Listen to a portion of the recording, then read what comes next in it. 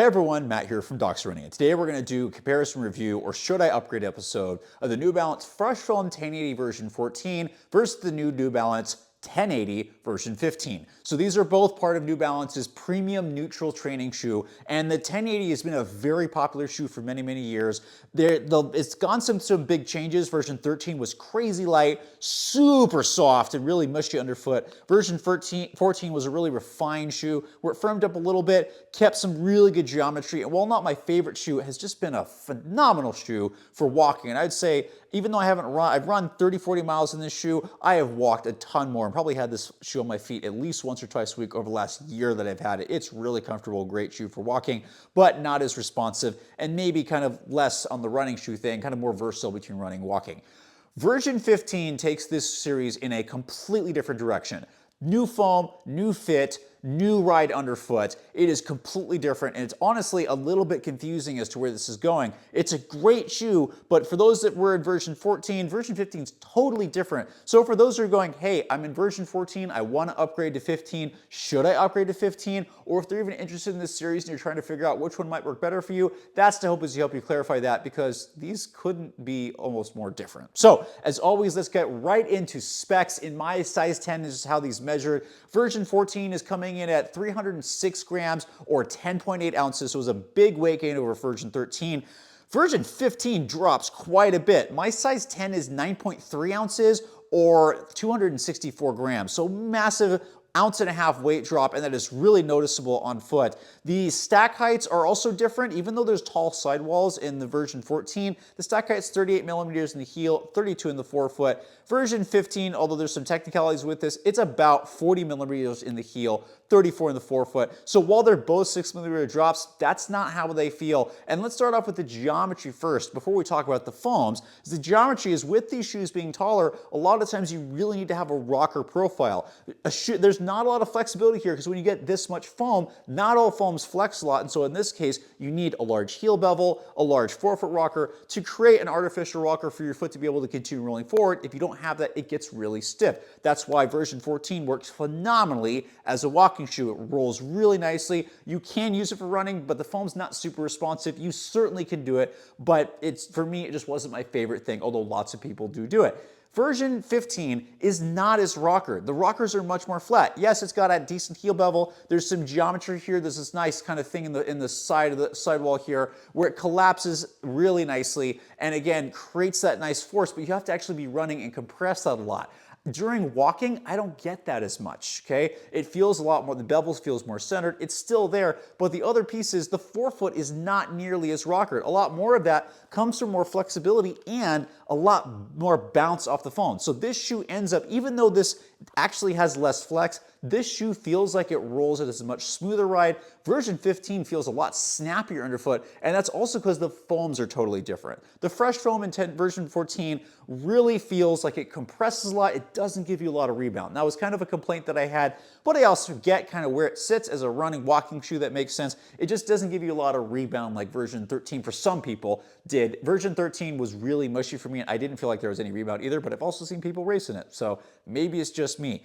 Now, version 15, the Infineon foam, which I don't know what this is, we weren't told, but honestly, it feels like some kind of TPU-based foam, and it feels like a denser version of some of the older fuel cell foams, and that responsiveness does carry over. It's not the lightest shoe. For a lot of people, this is not going to be a race shoe. For many people, especially recreational runners or people that don't do well in super racing shoes, this foam actually does really well underfoot for consistent miles and picking up the pace. And combined with the less rocker geometry, it ends up being snappier, especially with it being a much lighter weight, which makes this shoe feel bouncier underfoot, a little bit more responsive, which is very different than version 14 that was much softer, much more relaxed. It didn't bounce a lot, but it also holds its form a lot better for whatever reason, and that probably also because that geometry helps roll you forward, whereas version 15, not as good as a walking shoe. I really haven't enjoyed walking in this, but I actually have enjoyed it for running much more, just because of the snappiness, more responsiveness. That's just something I like, but if you don't like that, just be aware that the ride changes a lot. It can handle much faster paces, it bounces along a lot better. It, to me, feels like I can do longer efforts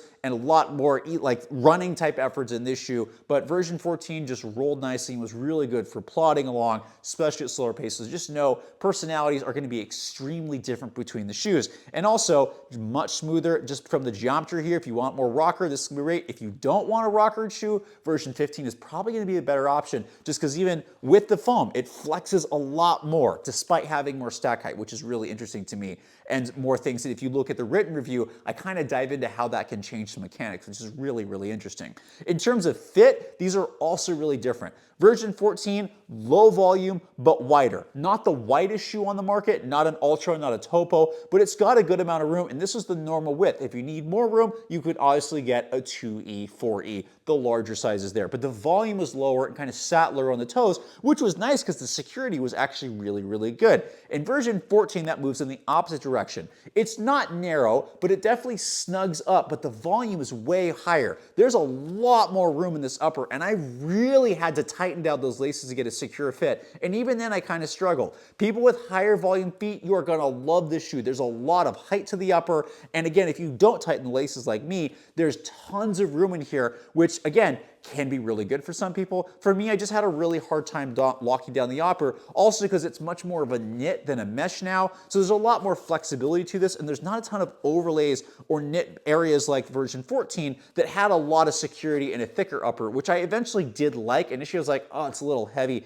but it's secure, and again, feels great, great, great for walking and keeping the shoe on your foot. Whereas if you need more room and a more flexible fit, version 15 is going to be better. I haven't liked it as much because trying to pick up the pace in the shoe or turn has been like a whoa, like I kind of slide in the shoe. I didn't have that in version 14, but that's what also contributes to this shoe being a much, much lighter, is there's just less to the upper. Both of them have thicker heel counters, by the way. There's a little bit more flexibility in version 15, but if you have sensitive heels, I will tell you, both of them can be a little bothersome. The only reason version 14 is a little better is there's just a teeny bit more padding back there, but both for sensitive heels, not the best option. But if you want a secure heel, they actually do pretty well. Version 14 being a little better, version 15 not being terrible, but just being a little bit wider back there. And finally, from a stability perspective, neither one of these are stability shoes, okay? They do have some really good mechanisms, having wider shapes, little straighter lasts, meaning the shape of the shoe is more straight, not curved, so you're collapsing in on a narrow midfoot.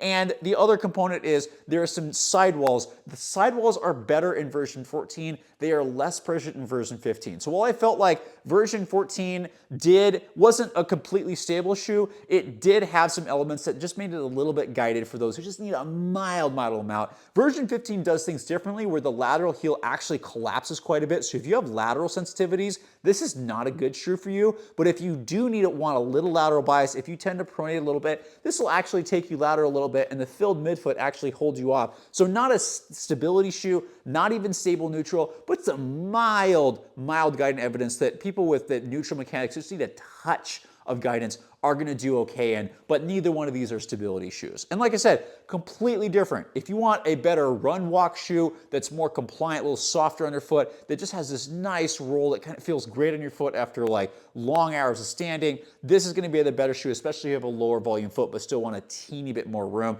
Version 15 is going to be the running shoe, the shoe that you want a lot of bouncy cushioning underfoot, that's on the lightest premium neutral daily trainer on the market. Actually beats the Saucony Triumph by quite a bit, actually. But also you want more volume, want more room in the upper, not necessarily width-wise, but height-wise. If that's something you want, and a little bit more flexibility in the upper, lighter, bouncy ride, a little more pace versatility, version 15 is going to be the better option. And durability on both these is actually doing really well, despite the amount of exposed midsole. They're not going to last you forever. They're not the most durable shoes on the market, but they're not bad either. And the midsoles are holding up really, really well, even over lots of miles. So these are my thoughts on these shoes. I also want to know, hey, if you've tried version 15, do you agree or disagree with me? Are you having a different experience? I was just blown away at how different these shoes are. What do you think Infineon is? I have no idea. They don't tell us. We just have to guess and kind of try to understand our biomechanics based on are the best principles and the best guessing experience with foams. But let me know if you know what it is. And also, again, let us know your thoughts below. Do you agree or disagree with me?